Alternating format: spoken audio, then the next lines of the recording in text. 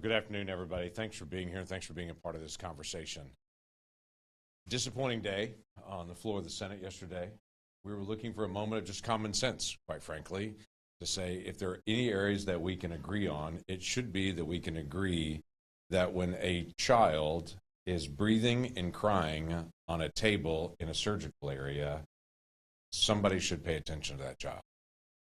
That's all it was. The Born Alive Act is very simple.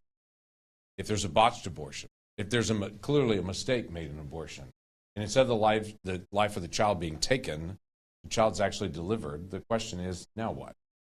I find very few people that would say abortion's okay after delivery. So in this common ground area, we say this is common sense. If I can say it just this simply, we think most often about a mistake made by a doctor takes the life of an individual. This is a mistake made by the doctor that actually saves the life of an individual. So the question is, now what? It's been interesting yesterday on the debate on the floor, and then the day before, even as Democrats came out to be able to say this is unnecessary when we know that this occurs by the hundreds. People stepped forward and said, well, this is ignoring the constitutional rights. And I smiled and said, what about the rights of the child that's in this conversation? We have this basic right to life, liberty, and the pursuit of happiness.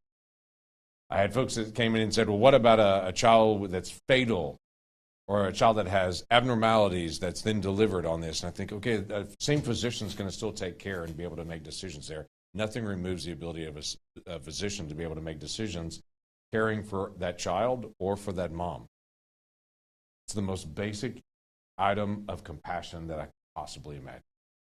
So we want to be able to talk about it a little bit today and say the fight's still going to continue because there are real people that are in this mix. And I thought it'd be helpful today if you got a chance to be able to meet some real people that are in this mix. So I want you to meet a couple of folks.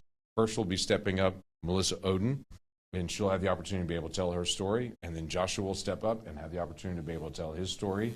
And then we'll have some other senators that will get a chance to be able to just tell our stories as well of what we're going to continue to be able to do in the future. So Melissa, thank you for being here very much. We talked about you on the floor yesterday.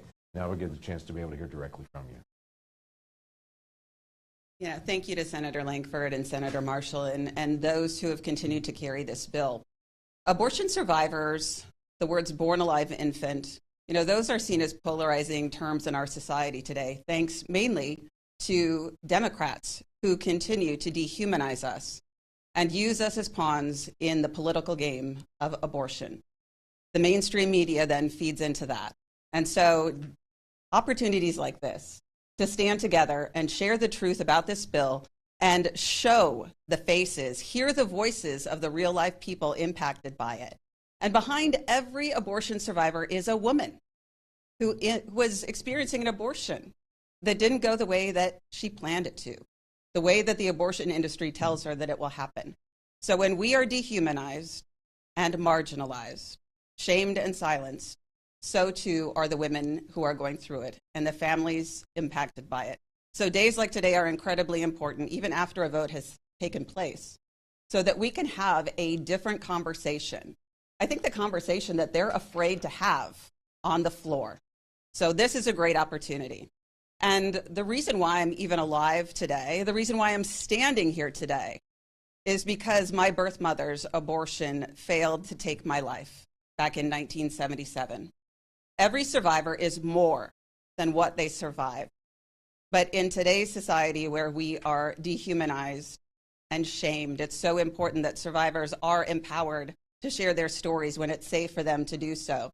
I'm the founder and CEO of the Abortion Survivors Network.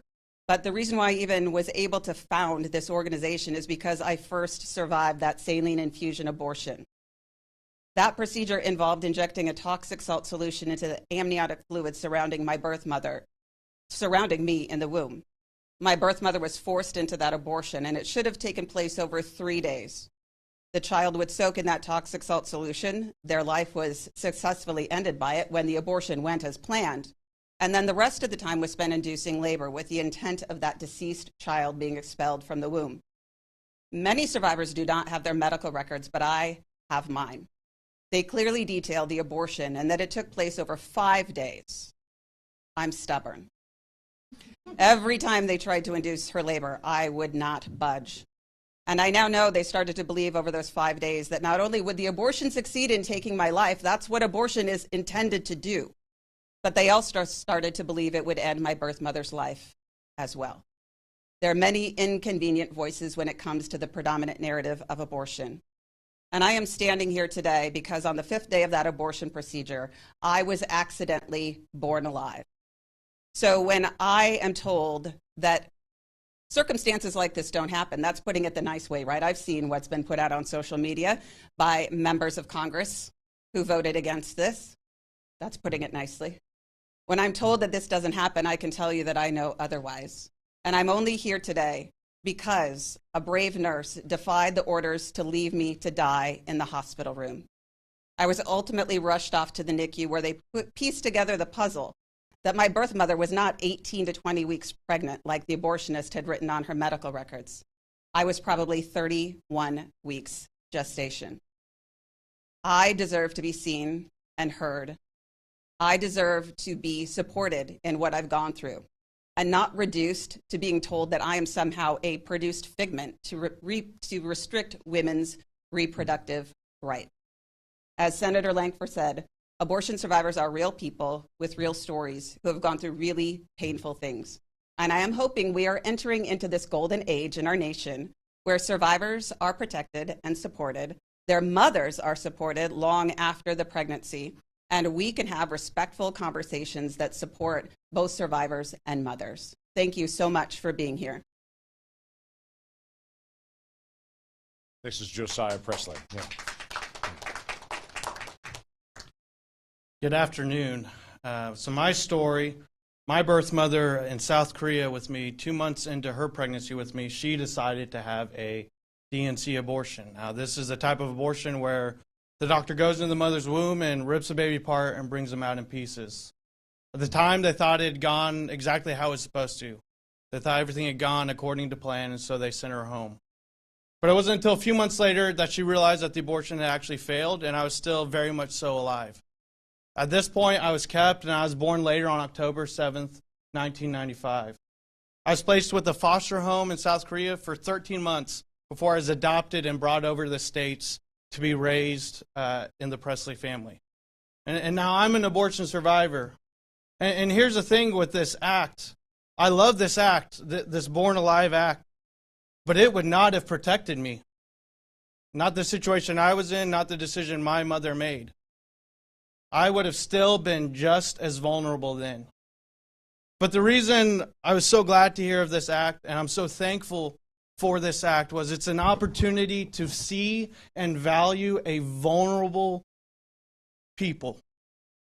It's an opportunity for us to look at the most vulnerable in our society, even though it's a small portion of this population, and to say, we see you, we value you, we care for you. And with the decisions we've seen just yesterday on this act, I think we should be reminded of this truth. The goodness, the quality, the goodness of a society, it's not based on how we treat the most powerful. The goodness of a society is based on how we treat the most vulnerable. And yesterday, decisions were made to leave the most vulnerable out. Yesterday, decisions were made to ignore and abandon the most vulnerable. A child left on the table to die in a very place that has all the resources to give them a chance for life. And thinking about what has transpired over these last couple of days, I would urge every American, I think we should consider this question. Does this truly represent how we believe we should treat the most vulnerable in our country? Does this decision truly reflect how we should take care of those who cannot take care of themselves in our world? And my challenge to every American would be to follow the examples of people like Senator Lankford and all the others who in the very first place have gone out of their way to bring legislation like the Born Alive Abortion Survivors Act. When they didn't have to, when there was no reason they'd be forced to, they decided to go out of their way to care for the vulnerable peoples in our society. And I think we should follow that example and ask ourselves, how too might I love the most vulnerable in my world? How too might I love my neighbor? And let's see us build a better society. Thank you. We have several senators here that are also going to speak because they're passionate about this issue as well. The first one up on that is going to be Senator Markwayne Mullin, who's my friend and fellow Oklahoman as well. So, Markwayne, come on. Thank you, and thank you to everyone that's here. It's touching, and I actually feel like I shouldn't even be at the mic, James, which I appreciate you putting this together. I was asked to kind of share our story, my wife and I's story, on why we're so, pro-life. Because it's more than just a passion, it's more than just legislation, it's more than just action for us. My wife and I, we got married when we were 19 and 18. We were high school sweethearts, elementary sweethearts. She just knew she couldn't do any better once she got me. And but for 7 years, we tried to have kids. And 7 years into it, we finally got pregnant for the first time. And we found out on a Christmas morning, so exciting. It was a quick Christmas morning and of 2001. And that's actually what my wife gave me for Christmas was, the pregnancy test.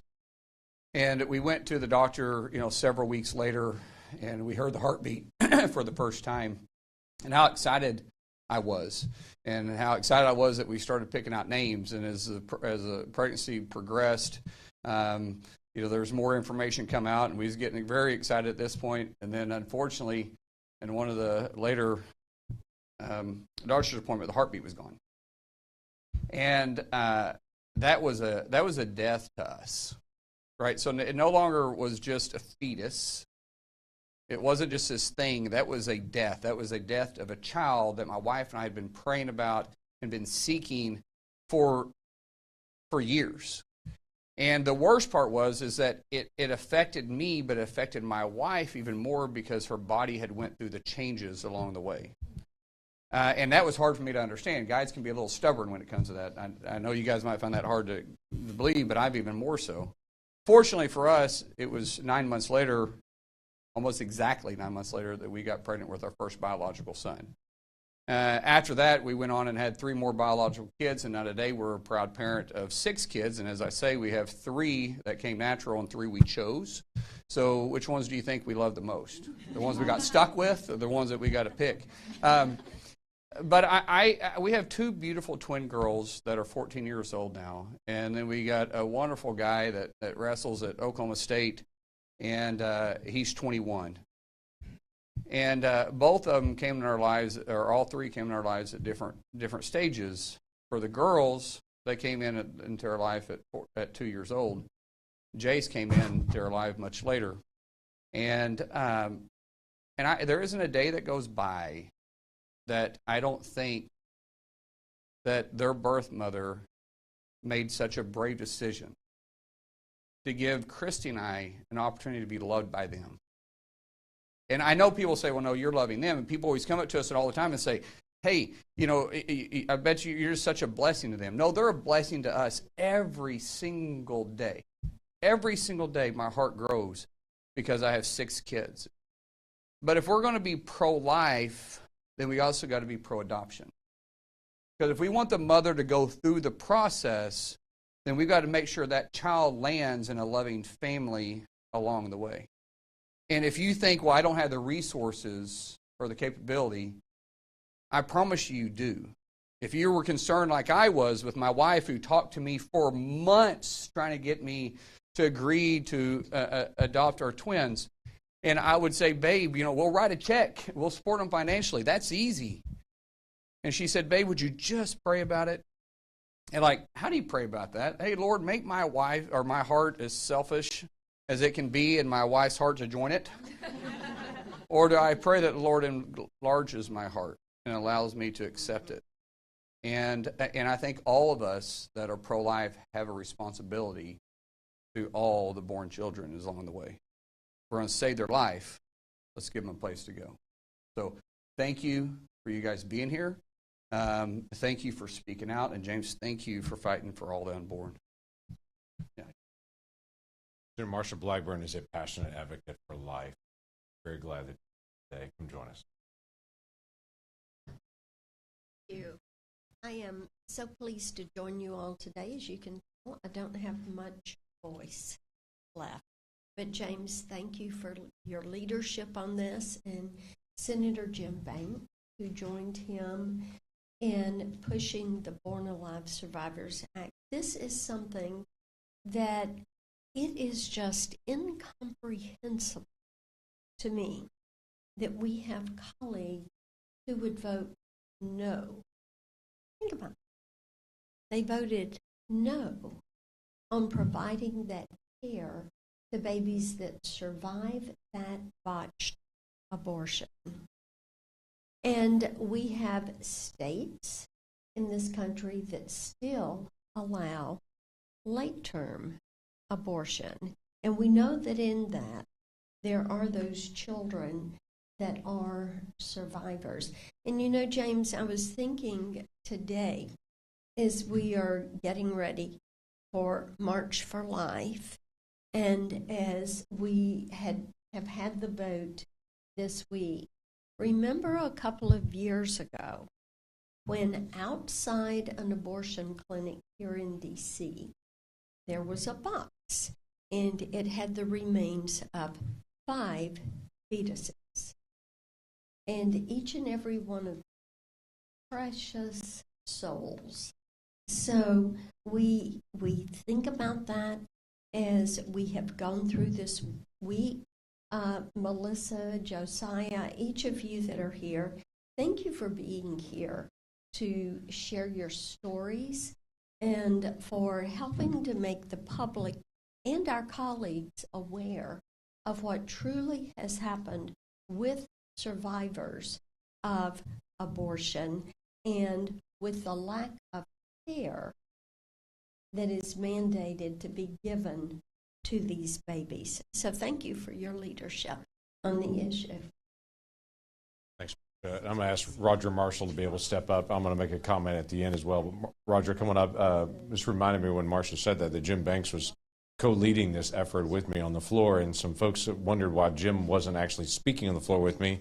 He's a brand new freshman, and for those of you who know Senate procedures, the freshmen have to wait a while. As we jokingly say, they're to be seen, not heard for a season there. And so he has not done his maiden speech yet, and he's in literally his very first week. But he was very, very passionate about this, and we're very grateful that Jim was on board through the co-sponsoring and the leadership on this. Roger, thanks for all your leadership. Well, as Senator Lankford started introducing the topic, it made me think of something, and that's what Senator Lankford often does. He typically inspires me and challenges me. But he made a really interesting comment about, can you imagine being in a room, whatever room, and there's a newborn baby and someone not rendering care? And James, it made me think about a story in my life. Everyone knows the axiom as a doctor, above all, do no harm, but as an axiom as an OB, is that we always give the baby the full benefit of the doubt. No matter what the situation, you give the baby the full benefit of the doubt. And it reminded me of a story in my life. I was a second-year obstetrician at Bayfront Medical Center, and as a second-year resident there, you were on your own at night. And my very first night on call, a young lady walked into our delivery room, and I was called stat. And she had never seen a doctor with the pregnancy, and I walked in the room, and there was just buckets of blood everywhere.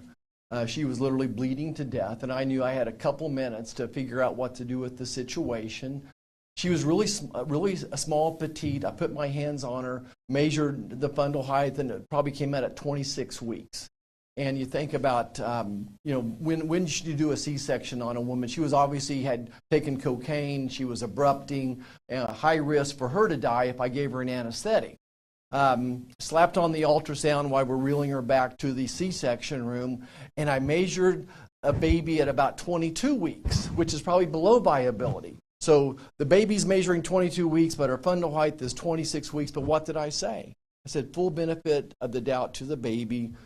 We did an emergency C-section, And, this all took place in 3 minutes. Got the baby out probably in less than a minute once I started the C-section. And to my surprise, I pulled out one baby and there was a second baby. And of course it was twins. And, it didn't have a happy ending. But the babies were indeed the 22 weeks, but she was measuring big because there was twins. But yet, I was willing to put her life at risk, and a small risk, to save those babies. We gave the babies in this case, the full benefit of the doubt. And I just can't imagine living in this world where any newborn, for whatever reason, isn't given the full benefit of the doubt. I want to thank the people in the media here today. I don't know if this is the lead subject matter. It should be. It should be your lead story tonight, but I know it probably won't be. So thank you for covering it. Can't tell you much. I'm honored to stand here with not just Senator Lankford, but Senator Markwayne Mullin as well, and Marsha Blackburn as well, to address one of the most urgent, morally clear issues of our nation: the protection of babies born alive with a failed late-term abortion procedure. This shouldn't be a political issue. It is, but it shouldn't be a political issue. It's a matter of human decency. It's a matter of compassion and our responsibility to protect the most vulnerable among us. Those are the least amongst us. I think someone else mentioned that once upon a time in Scripture. Our legislation ensures that any baby who survives the trauma of a failed abortion receives the same medical care and protection as any other newborn. To me, to all of us, it's both heartbreaking and unconscionable that we even have to legislate this. But the disregard for innocent life demands our action. My friends across the aisle to say this isn't necessary, that babies are already protected, but obviously they're not. So let's spell it out. Let's spell it out more clearly.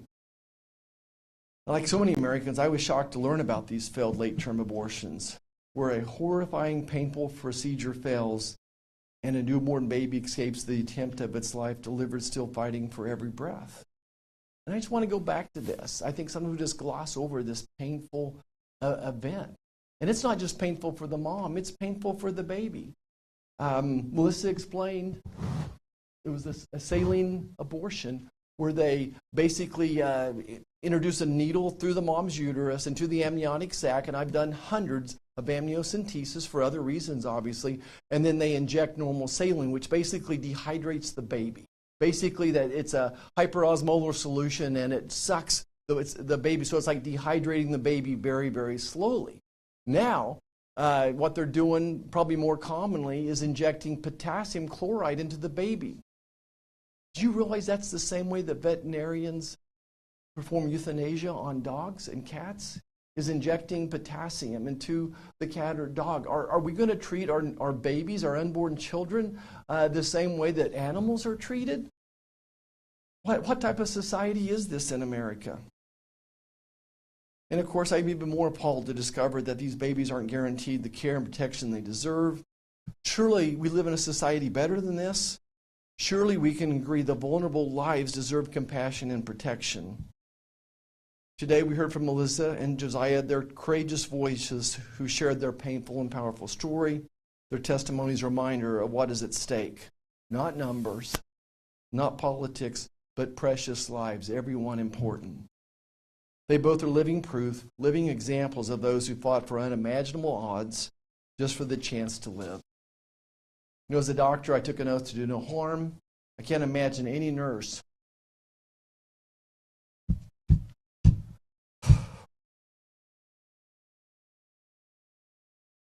or doctor turning their back on a patient in need, let alone a newborn baby struggling for life.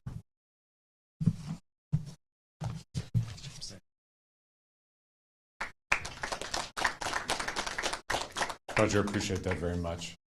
For all the conversation about that this is not real. Her name's Melissa. His name's Josiah.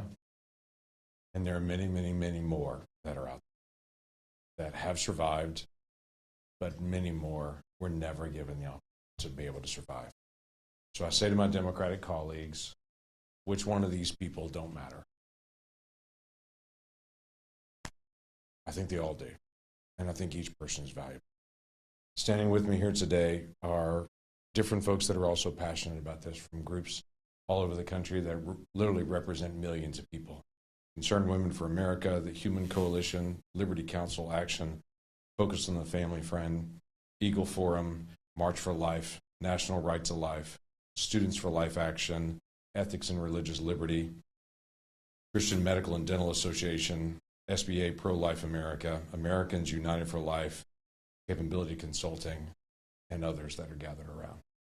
So we're grateful to be able to have your support and your engagement and what you do on a daily basis to be able to just speak out for those who can't. We're grateful for that. So thank you for your leadership. Let me open this up to questions anyone may have. Yes, sir.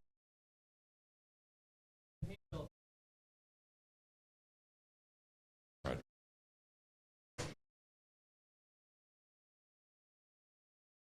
Yeah. So it's very interesting to me. Senator Schumer stepped forward yesterday and said, look, 1 week in, they're already doing abortion laws. I was like, actually, this is not about abortion. This is now about a fully delivered child. So this bill literally is not an abortion. This is a delivery child. What are we going to do in this situation? Obviously, the administration has not spoken out yet what they're going to do, but I do know what the first Trump administration did in HHS to be able to make sure that we are not engaging in promoting abortion. And I know what the Biden administration did, even in my own state. In my state, funds were cut off for AIDS testing and for breast cancer screening for those in poverty in my state because my state would not publish a 1-800 number to tell women in my state where to get an abortion. So they cut off AIDS testing and breast cancer screening into my state.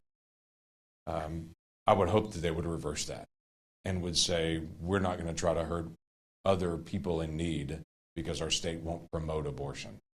So we'll see in the days ahead. The Trump administration has not made that clear, but I would expect those two things would be immediate to say we're not going to try to promote abortion as a federal government, but neither are we going to try to use taxpayer dollars to be able to fund it as well. Yes, ma'am.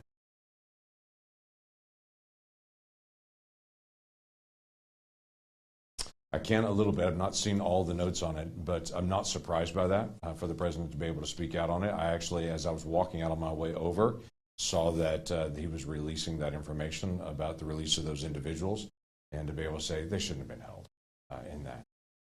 I'm waiting to see which ones were commuted, which ones were pardoned, and all the process on it to be able to go through.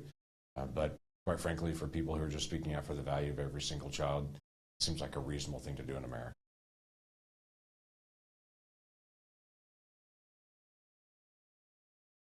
Well, we'll continue to be able to talk to our Democratic colleagues on exactly that. What was interesting, and there's absolutely no way, so don't ask me, there's no way I'll tell you who, but I had a Democratic senator that called me yesterday and said this is a really, really, really hard vote. And their statement was because what's in the bill is different than what is on social media on their side. Because what's being reported on social media, what's in the bill, is not actually what's in the bill. And so they're not fighting the text of the bill. They're fighting on what people are saying the text of the bill is. So that's hard to fight at that point. For folks that are so radical and so extreme and so out there, they literally want to make sure that an abortion is completely carried out, even if the child is fully delivered. That's not a spot where most Americans. It's just not.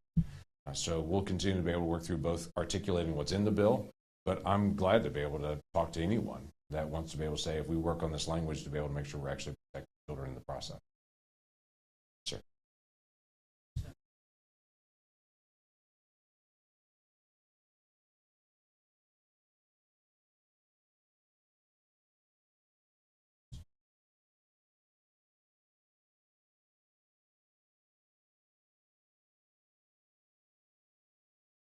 Next step's currently under process. We're going to have a press conference to talk about it.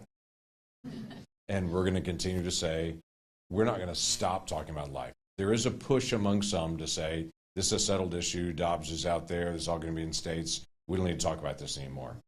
I think that actually we need to talk about it more, not less, because now we're in a national conversation literally around the entire country that every single state and every single community gets to be able to make decisions on this. So let's talk about it more. And I always start with a simple question. There are 3 people that are involved in every abortion: a mom, a dad, and a child. So let's talk about all 3. And then let's ask a very simple question. When is a child a child?